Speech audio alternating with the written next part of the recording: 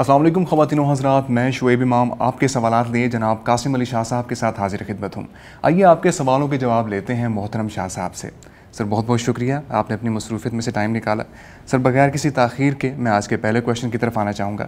سر مس ہبا پوچھتی ہیں کہ آپ بہت اچھی کنونسنگ پاور کے مالک ہیں، یہ کنونسنگ پاور میں اپنے اندر کیسے پیدا کر سکتی ہوں؟ اچھا دیکھیے، جو کنونس کرنے کی ایک پاور ہے یہ ہر اچھے کمیونیکیٹر میں ہونی چاہیے، اور کنونس کرنے کی پاور کہیں سیلز میں بھی اس کی بڑی ضرورت ہے۔ کنونس کرنے کی پاور کا سکوپ بڑا ہے، لیڈرشپ میں کنونس کرنے کی پاور کا بڑا رول ہے۔ آپ اگر اچھے سائیکالوجسٹ ہیں، اچھے تھراپسٹ ہیں، تب بھی کہیں برین واشنگ کنونس کرنا وہاں پر بھی آ جاتا ہے۔ یہی کنونس کرنا اگر آپ دیکھیے تو ایک ٹیچر میں ہونا بڑا ضروری ہے۔ یہ ایک اچھی ماں میں بھی کنونسنگ پاور ہونی چاہیے، گائیڈ کرنے والے مینٹور میں کنونس کرنے والی پاور ہونی چاہیے۔ اچھا، کنونسنگ پاور کا تعلق کئی چیزوں کے ساتھ ہے۔ کنونس وہ کر سکتا ہے جس سے آپ متاثر ہیں، یہ بڑا اہم ہے۔ یعنی آپ کا جو امپریشن ہے اس کے بارے وہ بڑا اہم ہے۔ ایک واقعہ میں یہاں پر کوٹ کرنا چاہوں گا، اور یہ واقعہ مطلب میں نے سنا واصف علی واصف صاحب کے صاحبزادے سے، صاحبزادہ کاشف محمود صاحب سے۔ وہ کہتے ہیں کہ واصف صاحب کی ایک محفل تھی کسی گھر پہ، اور وہاں جب واصف صاحب گئے تو وہاں پر سالگرہ بھی تھی، یعنی کسی کی سالگرہ تھی اور ساتھ میں محفل تھی، بات چیت کی ایک نشست تھی۔ اس نشست میں سالگرہ ہوگی، اس کے بعد وہ نشست شروع ہوئی تو کئی ینگسٹرز کہیں تھے، ینگ لاٹ، اور ان میں کئی ایسے لوگ تھے جو واقف نہیں ہوئے۔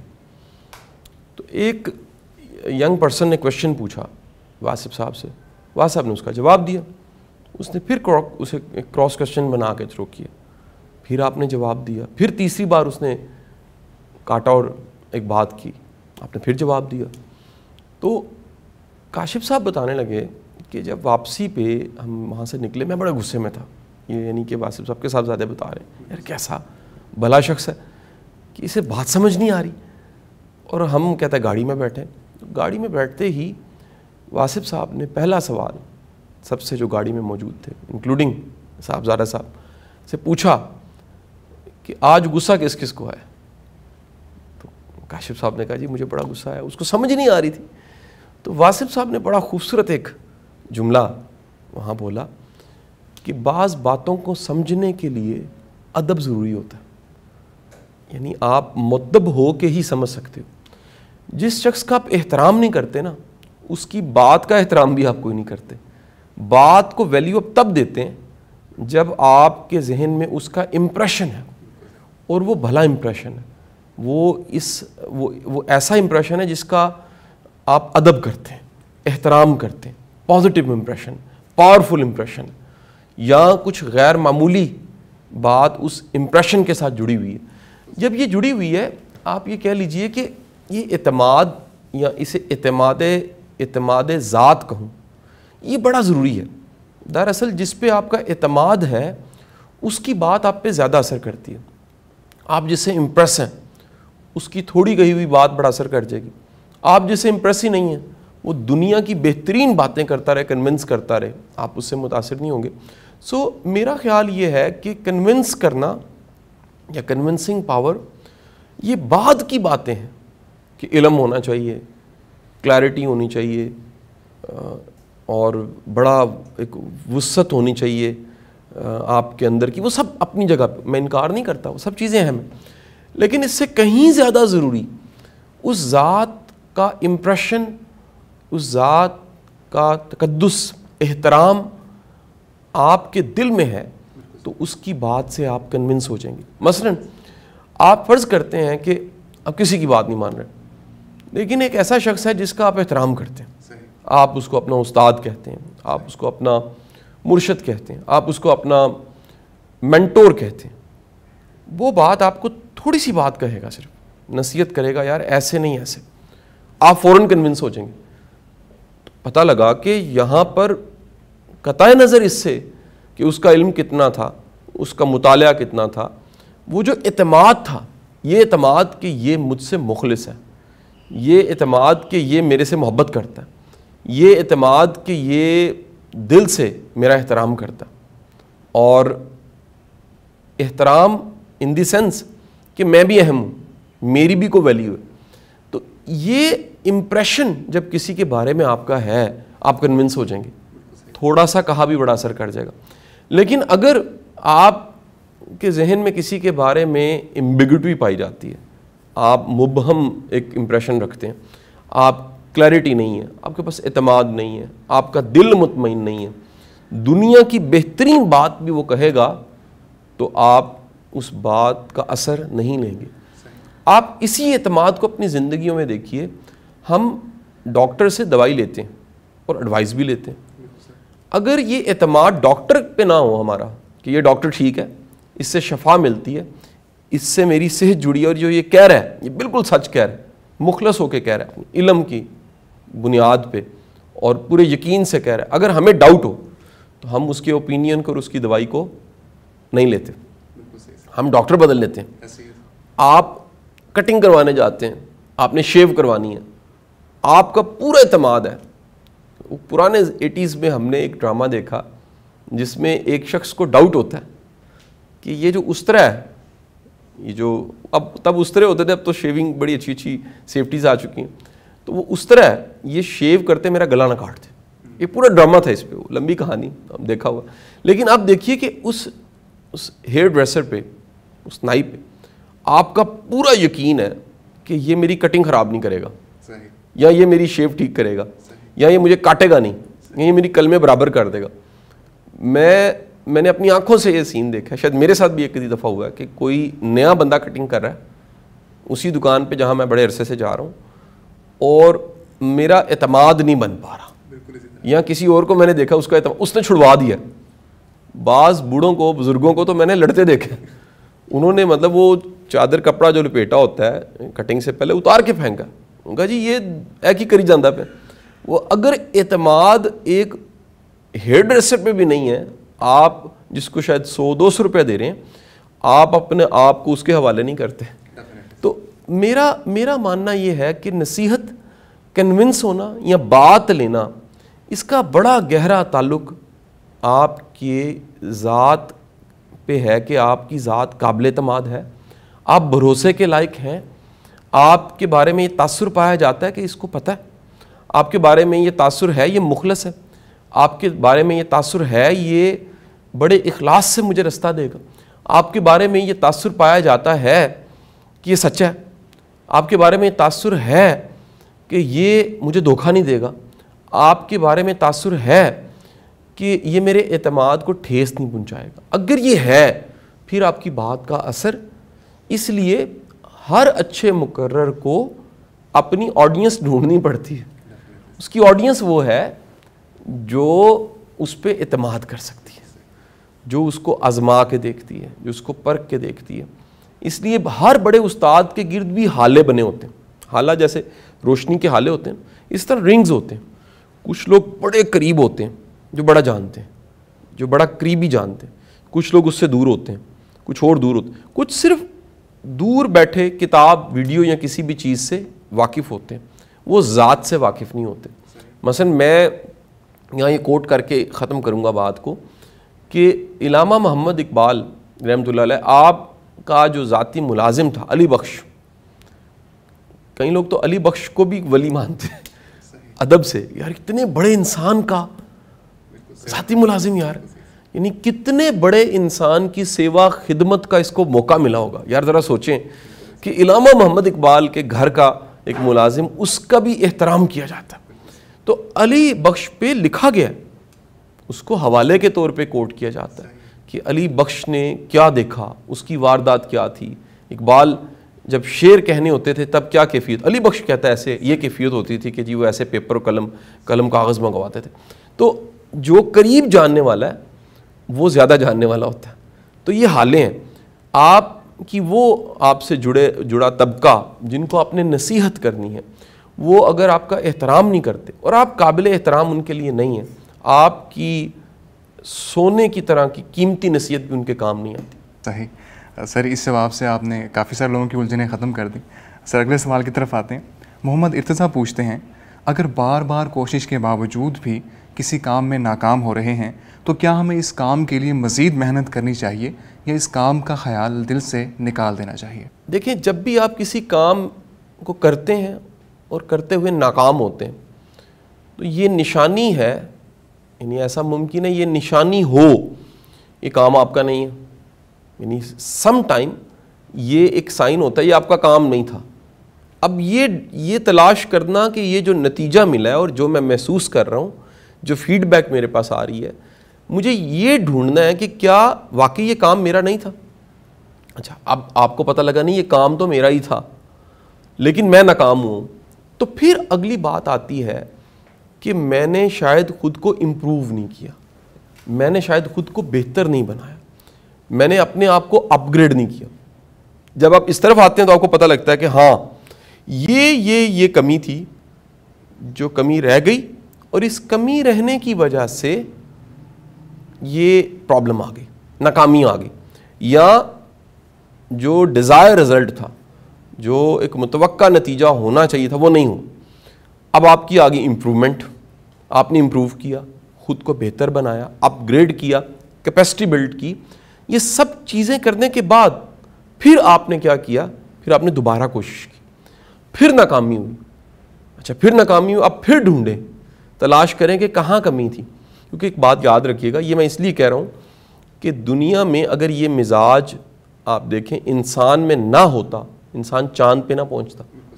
یہ امپروو کرنے کا اور غلطی ڈھونڈنے کا، اصلاح کرنے کا مزاج اگر انسان میں نہ ہوتا، بلب نہ بنتا. دنیا کی کتنی ایجادات یہ ٹرائی اگین کی وجہ سے ہوئی. تو یہ پہلا قدم ڈھونڈنا کہ میرا کام ہے، اگر میرا کام ہے اور پھر نتیجہ نہیں آ رہا تو امپرومنٹ، پھر امپرومنٹ، اپنی غلطی کی اصلاح، اور جو پہلے غلطی کی ہے اپنے آپ کو پکا کرنا یہ غلطی میں نے دوبارہ نہیں کرنی، اور پھر آگے بڑھ جانا، پھر کوشش کرنا، پھر ناکامی. میں کہتا ہوں 100 بار کی ناکامی آپ کو پھر بھی کوشش کرنی چاہیے. وجہ کیا؟ دراصل بعض اوقات بار بار کی ناکامی بھی آپ کو پختہ کر رہی ہوتی ہے. جتنی میچورٹی ناکامی سے آتی ہے نا، اتنی میچورٹی کامیابی سے نہیں آتی. کامیابی بعض اوقات انسان کو غلط فہمی کا شکار کر دیتی. بڑی دنیا کامیاب ہو کے رک جاتی ہے، آگے نہیں بڑھتی. ناکامی بتاتی ہے ابھی اور سفر ہے، اور کوشش کرنی ہے، امپرومنٹ، آگے بڑھنا ہے، پھر کوشش کرنی ہے.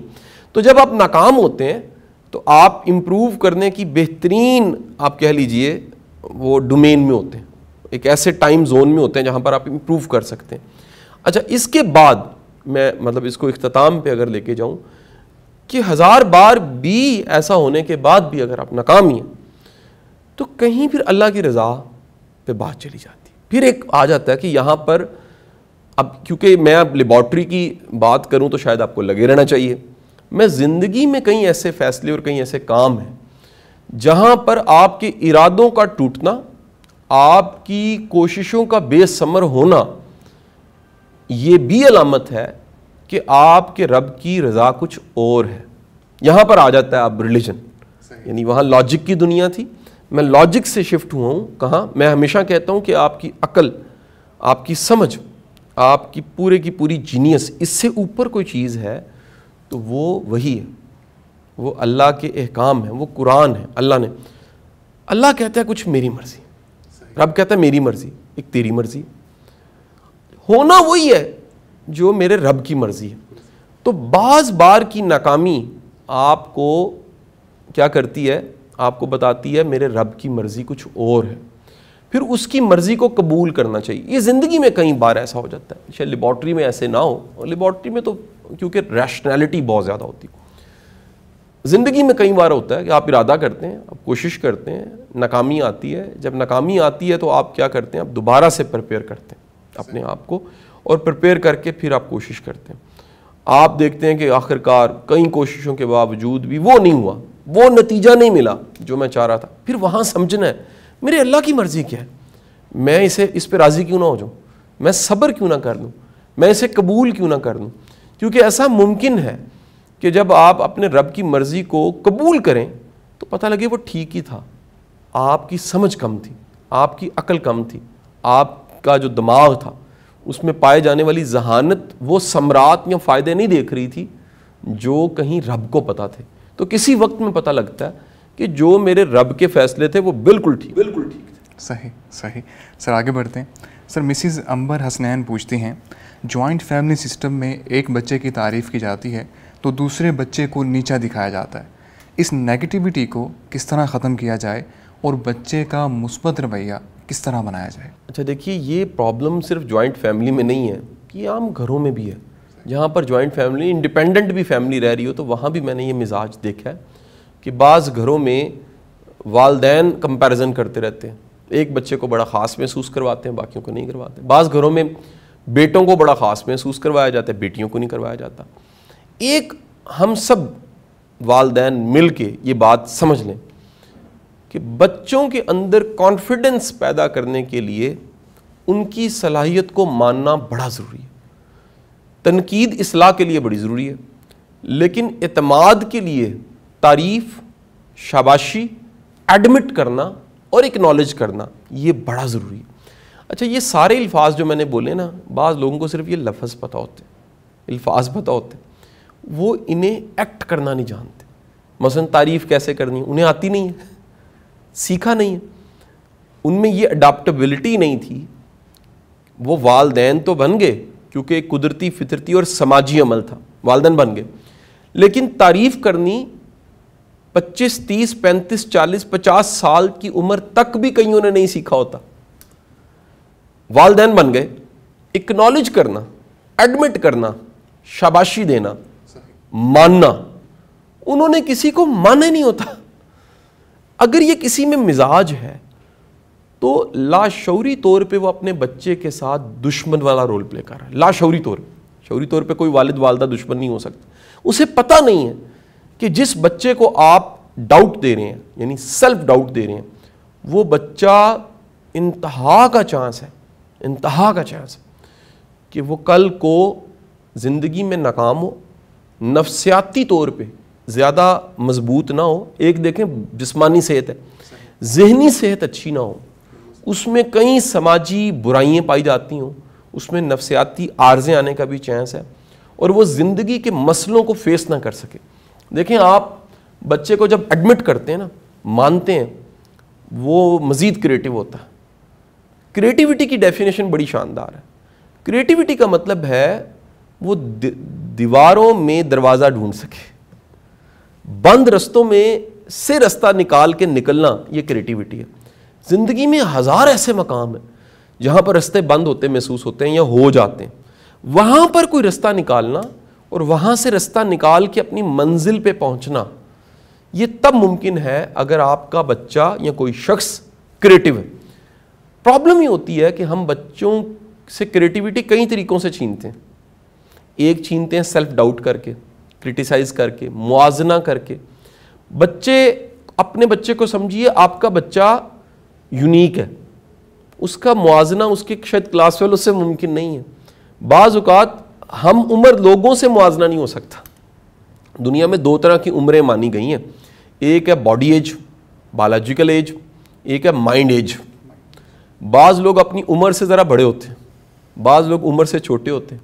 کئی لوگ ایسے ملے ہیں جن کی 30-35 سال عمر ہے لیکن ذہنی عمر ان کی 15 سال ہے. بعض لوگ 35 کے ہوتے ہیں, 40 کے ہوتے ہیں, 45 کے, لیکن ذہنی عمر ان کی 60 سال سے زیادہ ہوتی ہے. اب اگر آپ اپنے بچے کو اعتماد دے رہے ہیں تو اس کی ذہنی صحت اور ذہنی عمر بہتر ہو رہی ہے. تو بچوں کو ایک تو آپس میں کمپیریزن نہ دیں, اپنے بچے کو سمجھنے کے بعد اس کا مقابلہ اور اس کا موازنہ پچھلے دن سے کروائیں, پچھلے وقت سے کروائیں کہ پہلے تم یہاں تھے, اب پیچھے جانے شروع ہو گئے, آگے جاؤ. اگر وہ کل سے بہتر ہو رہا ہے, مثلا کل وہ 50% تھا اور 60% ہوا ہے, تو آپ کو ماننا چاہیے وہ امپروو ہو رہا ہے. اس کا موازنہ کسی 90% والے سے نہ کریں. دوسری بات, بچوں کے موازنے صرف نمبروں کے نہیں کرنے چاہیے, مطلب اول تو کرنے ہی نہیں چاہیے, لیکن بچوں میں نمبروں کے علاوہ اتنی خوبیاں پائی جاتی ہیں جن کو آپ کو ڈھونڈنے کی عادت ہونی چاہیے. ہم دوسروں کی خامیاں ڈھونڈنے کے بڑے اچھے ایکسپرٹ ہوتے ہیں, بڑے بڑے میچور لوگ ملیں گے, او نہیں جی ارے چاہے فالٹ ہے گا. ہمیں بچوں کی خوبیاں بھی ڈھونڈنی چاہیے. خوبیاں ڈھونڈنا بھی ایک خوبی ہے, جملہ بڑا اہم ہے. کسی کی خوبیوں کی شناخت بہت بڑی خوبی ہے. مجھے آج بھی یاد ہے کہ میرے چچا کے ایک دوست تھے, ہم چھوٹے چھوٹے بچے ہوتے تھے, وہ میرے چچا ڈاکٹر بن رہے تھے, تو ان کے وہ سارے دوست ان کے ساتھ کرکٹ کھیلتے تھے, وہ سارے میڈیکل کے اسٹوڈنٹ, ہم بچے تھے. تو ایک دن ایسے ہوا کہ انہوں نے مجھے تھوڑا سا سمجھنا شروع کیا. وہ کہہ لیں کو تھوڑا سا باڈی لینگویج, چہرہ شناس, قیافہ شناسی ایک دوست کو آتی تھی. اس نے کہا کہ یار, میرے چچا کو کہا کہ دعا کر اسے صحیح ٹریک مل جائے. کہا جی کیوں؟ اس نے کہا یار اسے صحیح ٹریک مل گیا نا, اسے کوئی روک نہیں سکتا, یہ بڑا آگے جائے گا. لیکن غلط ٹریک مل گیا تو غلط ٹریک میں بھی ٹاپ پہ ہوگا. مجھے آج یاد آتا ہے کہ یہ جو معاملہ فہمی یا کسی کی صفت جاننا, کسی کی خوبی جاننا, کسی کے مزاج کو سمجھنا, یہ بھی ایک کوالٹی ہے. تو اگر آپ اپنے بچوں کی خوبیوں کو سمجھتے ہیں, ان کے اندر چھپی ہوئی خوبیوں, ٹیلنٹ, صلاحیت کو پرکھتے اور سمجھتے ہیں اور ان کو پالش کرتے ہیں, تو آپ کو پتہ لگے گا کہ بچے کی قابلیت کو جانچنے کے کئی کرائیٹیریاز ہیں, صرف نمبر ایک کرائیٹیریا. بالکل صحیح. سر, قاسم علی شاہ فاؤنڈیشن کو بنے 3 سال ہو چکے ہیں. سر, آپ نے قاسم علی شاہ فاؤنڈیشن کا پلیٹ فارم کئی ٹرینرز کو دیا, کئی اسپیکرز کو دیا, کئی لوگوں کے یہاں سے انٹرویوز ہوئے, وہ پروموٹ ہوئے, اور قاسم علی شاہ فاؤنڈیشن اس وقت ایک ٹرینڈ سیٹر کی حیثیت رکھتی ہے. سر, قاسم علی شاہ فاؤنڈیشن کو ملینز لوگ جانتے ہیں, لیکن قاسم علی شاہ فاؤنڈیشن کے نظریے کو آپ اگر اپنی زبان سے سمجھا سکیں, اگر آپ اپنے الفاظ میں سمجھا سکیں, تو ہمارے ویورز کے لیے بڑا آسان ہوگا اس کو سمجھنا, کیونکہ وہ آپ سے سننا چاہتے ہیں. اچھا دیکھیے, یہ کیونکہ میری جو فاؤنڈیشن ہے یہ میری زندگی کے کئی پروجیکٹس میں سے ایک پروجیکٹ ہے. اس سے پہلے میں نے زندگی میں کئی کام, کئی تجربے, کئی طرح کے ایکسپوجر سے میں گزرا ہوں اور پھر یہاں پہ پہنچا ہوں. یعنی ایک دم سے یہ یہاں نہیں بیٹھا, اس سے پیچھے پوری کہانی ہے جس سے کئی لوگ واقف بھی ہیں. میں اس فاؤنڈیشن کے بنانے سے پہلے جو کچھ سال ڈیڑھ تھا, اس ٹائم میں ہماری ویڈیوز وائرل ہو چکی تھیں. اچھا, ویڈیوز وائرل اتنی ہوئی تھیں کہ میں اس فاؤنڈیشن کو بنانے سے پہلے کے وقت میں دیکھتا ہوں تو میں کئی ممالک میں ایز گیسٹ اسپیکر جا چکا تھا. اچھا, اس وقت فیصلہ کرنے کی حالت تھی کہ میں ایک کسی بھی شخص کے لیے کامیابی کئی شکلوں میں ہوتی ہے, کہ معاشی کامیابی بھی ہو سکتی ہے کسی کے لیے, شناخت, آپ کو کوئی پہچانتا ہے, آپ کو جانتا ہے, آپ کو کوئی ریکوگنائز کر جاتا ہے, وہ جی یہ ہے, آپ کی آئیڈینٹی بن جائے, بڑی سکسیس ہے. فیس آپ کا اگر پہچانا جاتا ہے, یہ بڑی کامیابی ہے. میں وہ اپنا ٹی وی کر رہا تو سٹی کا جو چینل ہے اس کی جو اینکر تھیں وہ کہنے لگی کہ ہمیں سٹی کا چینل پہ اینکر یہ کہہ رہی ہے کہ ہر وارڈن پہچان جاتا ہے, ہر کانسٹیبل پہچان جاتا ہے, ہر ہاسپٹل کی نرس ڈاکٹر پہچان جاتا ہے, ہر تھانہ کچہری, ہر افسر, کیونکہ وہ سٹی 42 لگا ہوتا ہے تو وہ وہاں پر جس نے نظر آنا ہے.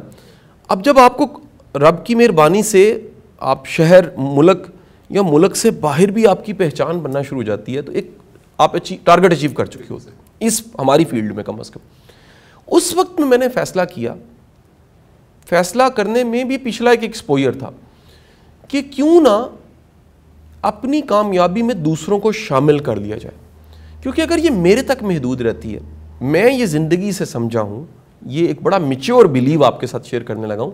میرا بلیو یہ ہے کہ ہر وہ چیز جس میں آپ دوسروں کو شامل کرتے ہیں وہ ضرب کھاتی ہے, وہ ملٹیپلائی کرتی ہے. ہمیں مطلب دین بھی یہی سکھاتا ہے, اور ہمارے تو جتنے استاد تھے, بابے تھے ہمارے, ان استادوں نے بھی یہی سکھایا کہ روٹی شیئر کرو, علم شیئر کرو, عزت اللہ نے دی ہے دوسروں کو دو. ایک کلیہ یاد رکھیے گا, آپ کی عزت نہیں ہے, رسپیکٹ نہیں ہے, آپ دوسرے کی عزت نہیں کر سکتے. ہر عزت دار بندہ دوسرے کی عزت کرتا ہے. جب بھی کبھی آپ کسی کو دیکھیں کہ وہ عجیب سی پوسٹیں لگاتا ہے, کرٹک کرتا ہے, دوسروں کو انسلٹ کرتا ہے, کمزوریاں ڈھونڈتا رہتا ہے, یہ نشانی ہے, وہ عزت دار نہیں ہے. کیونکہ عزت دار بندہ کبھی یہ کام نہیں کر سکتا. اچھا, میرا دل یہ تھا اس وقت, میرا یعنی یہ بلیو اور نظریہ میرا یہ تھا کہ اس میں دوسروں کو شامل کیا جائے. کیسے کیا جائے؟ اب اس میں ایک وہ طبقہ ہے جو ابھی سیکھنا چاہتا ہے, ایک وہ طبقہ ہے جو سیکھ چکا ہے. ہمارے اس قبیلے جس کو ٹرینرز کہتے ہیں, ٹرائب آف ٹرینرز, اس قبیلے کا ایک میں نے مسئلہ ڈھونڈا, کمزوری کہہ لیجئے, مطلب اس سے زیادہ مشکل ورڈ نہیں میں استعمال کرتا, کمزور پہلو ڈھونڈا, اور وہ پچھلے میں نے 15-20 سالوں میں ڈھونڈا, فاؤنڈیشن سے پہلے تک ہوں ابھی, ڈھونڈا کہ یہ اپنے کانٹینٹ, مٹیریل اور سورس کو شیئر نہیں کرتے. میں نام نہیں لے رہا, لیکن میں کئی ایسے نام ہیں جنہوں نے ریکارڈنگز بند کروائی ہوئی ہیں, آڈیو ریکارڈنگ, موبائل کی ویڈیو ریکارڈنگ بند کرو, ناٹ الاؤڈ. یہ میں نہیں, اچھا اس کا انہوں نے اصل میں انسان اپنی کمزوری کو جسٹیفائی کرتے, وہ اس کو جسٹیفائی کرتے تھے. لیکن میں بڑے آرام سے یہ 15 سال میں نے گزارے اسی فیلڈ میں, ٹیچنگ ٹریننگ میں تب تک, تو میں نے ڈھونڈا کہ یار یہ کیا وجہ ہے. پتہ لگا ان سب میں ایک انسیکیورٹی ہے. انسیکیورٹی یہ ہے کہ اگر ہم شیئر کریں گے تو ہمیں پیڈ نہیں بلایا جائے گا, یا اگر ہم شیئر کریں گے, کئی طرح کے, آپ جب کسی کے بھانپتے ہیں نا پروفیشنل ٹیکٹس کو, تو آپ کئی انداز سے بھانپتے ہیں. کئیوں کے اندر یہ فیئر تھا کہ اگر ہم نے یہ اپلوڈ کر دیا, کئی ایسے نام ہیں جو اگر اپنا ایک لیکچر اپلوڈ کر دیں, ان کے پاس ایک لیکچر کے علاوہ ہے ہی کچھ نہیں, ٹوٹل کانٹینٹ ایک لیکچر کا یا 1 ڈے کی ٹریننگ کا ہے, وہ اسی کا نام بدل کے. ان کو میں نے ڈھونڈا, ان کو ٹریننگ لینی آتی ہے, کام لینا آتا ہے, کنڈکٹ کرنا آتا ہے, ڈلیور کرنا آتا ہے, پیپر فارمیلٹی سب چیزیں انہیں کرنی آتی ہیں, ٹی این اے نکالنا آتا ہے, لیکن نالج کوئی نہیں ہے. نالج ان کا ایکچوئل نالج وہی ہے جو ایک دن کا ہے, یعنی اگر کہوں تو پکی ایک دن کی ہے ان کی. اچھا, اب میں نے ڈھونڈا یہ اس لیے ریکارڈ نہیں کرواتے کہ اگر ہم ایکسپوز ہو گئے, ایک بات یاد رکھیے گا, جب آپ نشر ہو جاتے ہیں آپ ایکسپوز ہو جاتے ہیں.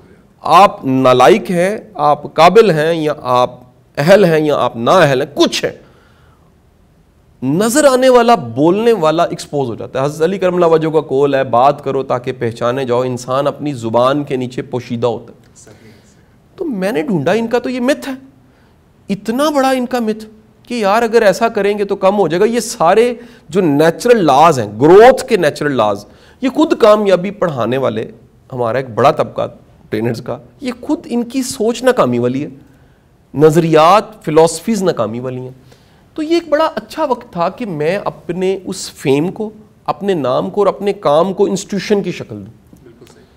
انسٹیٹیوشن ہم نے سوچا کہ ایک ایسا ادارہ بنائیں جہاں کلاس روم زیادہ نہ ہوں, لیکن 1 یا 2 جتنے بھی کلاس رومز ہوں وہ اسٹوڈیو, وہاں پر پروڈیوس کیا جائے, وہاں ٹرینرز کو انوائٹ کیا جائے, جو ینگ ٹرینرز ہمارے آ رہے ہیں, نئے بننا چاہتے ہیں, سیکھنا چاہتے ہیں, ان کو بھی اکٹھا کیا جائے. اللہ کے کرم اور فضل سے ویڈیوز کی ٹریفک اچھی تھی. میرے نام پہ بھی لوگ, مطلب کوئی بھی کورس جس میں موجود ہوں, ٹریفک آ جاتی تھی. یہ ایک ٹرائنگل بنا ون ون ون کا, میں اسے 3 ونز کہتا ہوں. اسٹیفن کو کہتا ہے ون ون, میں کہتا ہوں 3 ونز. ایک ون تھا اس ٹرینر کا جو یہاں پر آتا ہے, اس کو شناخت ملی. ایسے کئی ہمارے دوست احباب ہیں جن کا تھوڑا سا ہم نے جھاکا کھولا کہ بھائی تم ویڈیو میں آؤ گے, تمہیں لوگ سنیں گے, تمہاری شناخت, آئیڈینٹی, نام بڑھے گا. یہ کتنی بڑی سکسیس ہے کہ اگر آپ کو لوگ دنیا سنتی ہے, فالو کرتی ہے اور آپ کی رسپیکٹ کرتی ہے. اب اس میں کئی مہربان مانتے ہیں, نہیں مانتے, ان کا ذاتی فیل, لیکن ایک ون ان کا ہو گیا.